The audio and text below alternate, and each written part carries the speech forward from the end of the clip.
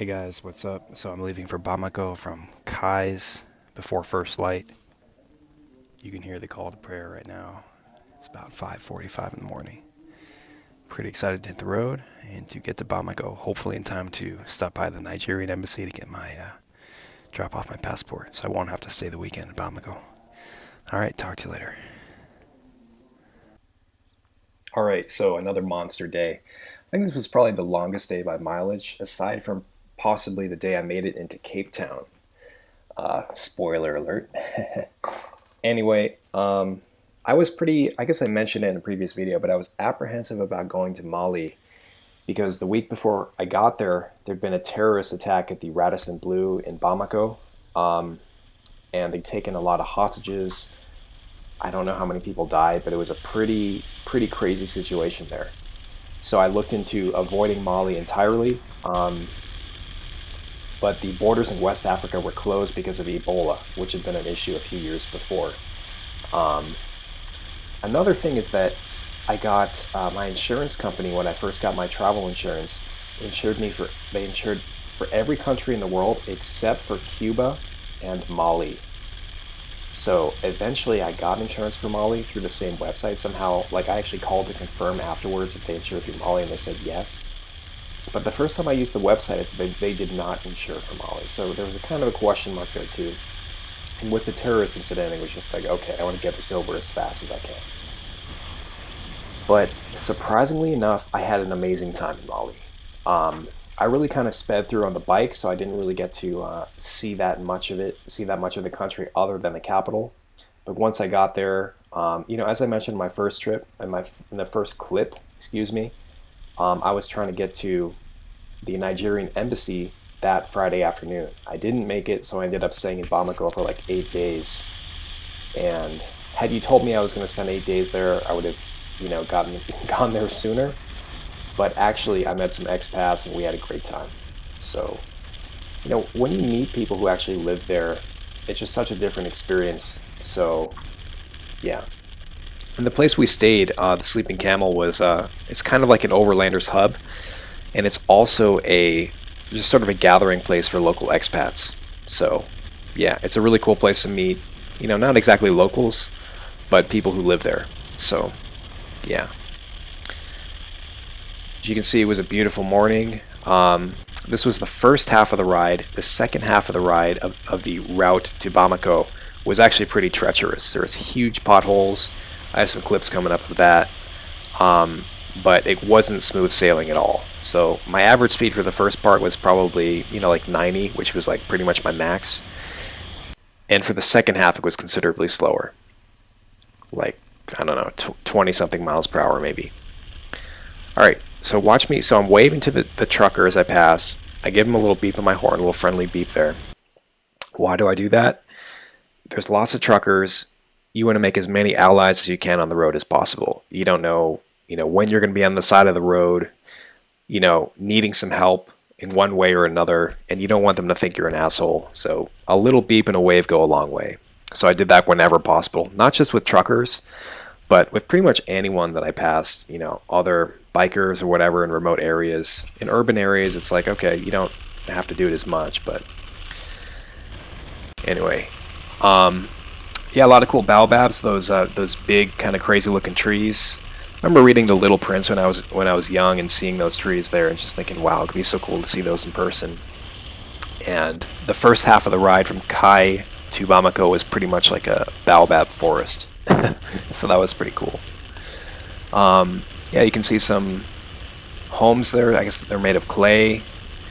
Didn't really stop and check out these little villages too much. I just kind of blew on through unless I had to get gas. But they didn't actually occur that much. You're seeing a clip of it because it was an unusual thing. Most of the time it looked like this, Yeah, there's some roadkill. That's why I filmed that particular stretch. But, a little monotonous for sure. A lot of broken down cars, buses. It was always a little disconcerting going past one on this stretch because of the terrorist incident, and I'd heard talk about IEDs and stuff, and it turns out that the jihadists coming down into Mali they're from Libya, and they're actually from the Middle East, from Afghanistan, from Iraq, and stuff like that. So they kind of brought their terrorist skills, if you will, down from those places. So IEDs are a threat, not in this part of the country so much, but in the north. So you can see that the road here is really starting to break up. And that was basically what it was like for the whole second half. The potholes didn't look that big, but actually they were. And so you're literally dodging potholes the whole way. You're weaving and bobbing all over the road. So definitely not a fun second half.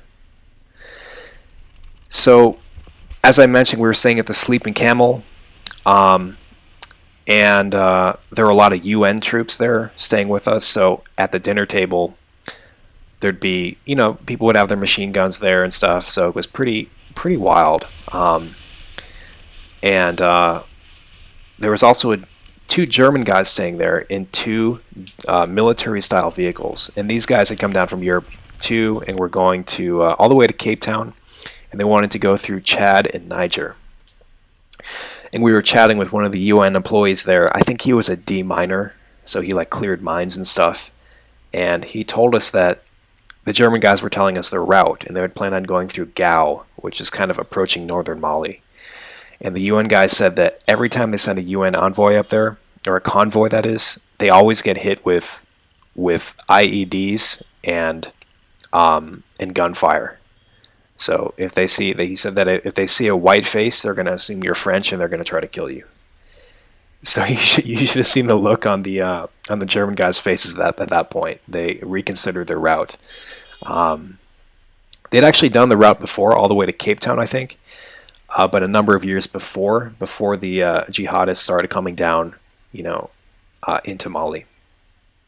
So you saw me just wave at the troops there. Always a good thing to do. So this is sort of approaching the outskirts of Bamako. It looked like kind of a sketchy city, and plus I had all these ideas in my mind of Mali, the terrorist incidents and whatnot. But as I mentioned, I had a great time there.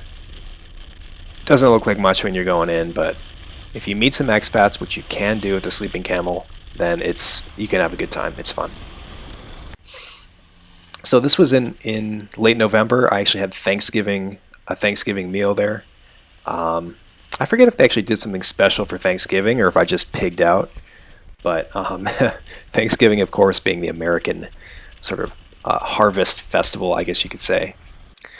But it was interesting seeing my friends were texting me pictures of what they were eating back home, like turkey and ribeye and all this crazy stuff. And I was eating some, pretty basic curry and a block of cheese I'd bought. It was quite a contrast.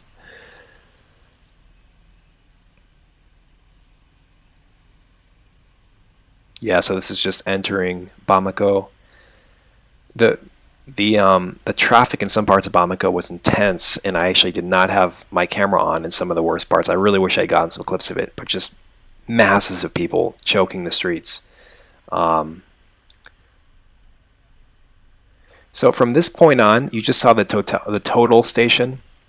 A lot of the gas stations from here through the Congo, in sort of French-speaking Africa, were actually fairly nice. You saw that clip of the gas station before where it was this dude just pumping some gas. Some of them were like that, but the total stations were pretty ubiquitous in West Africa. So, especially in Cameroon. Okay, I'm going to shut up now. So I made it to Bamako in Mali, and I'm staying at the Sleeping Camel. There was the bike. There are two guys I was traveling with earlier. They're still here waiting on visas. And yeah, it was a long day. 600 something kilometers, 386 miles. Really tired, but found a good grocery store. And it seems to be pretty secure here. They got nice walls, and it's right next to the German embassy. And actually the UN is staying here too. They're taking up all the rooms in the hotel, so I guess it's secure. Anyway, gonna apply for the Nigeria visa tomorrow, which I should be able to get, which is good because it's a notoriously difficult visa to get if you're not in your home country. So Pretty psyched about that. Even though I'm not exactly excited for Nigeria. Apparently it's like really just not nice at all. But I'm still kind of excited for it.